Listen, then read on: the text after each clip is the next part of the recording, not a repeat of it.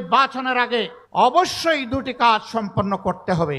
একটি হচ্ছে খুনিদের বিচার, এ বিচার দৃশ্যমান হতে হবে। আরেকটি হচ্ছে প্রয়োজনীয় সংস্কার। এই দুইটা ছাড়া বাংলাদেশের জনগণ কোনো নির্বাচন মেনে নেবে না। মুখের ভাষা কেড়ে নেওয়া হয়েছিল, জনগণের বাঁচার অধিকার কেড়ে নেওয়া হয়েছিল, জনগণের কর্মসংস্থানের অধিকার কেড়ে নেওয়া হয়েছিল, জনগণের ইজ্জত আবরু কেড়ে নেওয়া হয়েছিল। বাংলাদেশকে একটি জীবন্ত কারাগারে পরিণত করা হয়েছিল।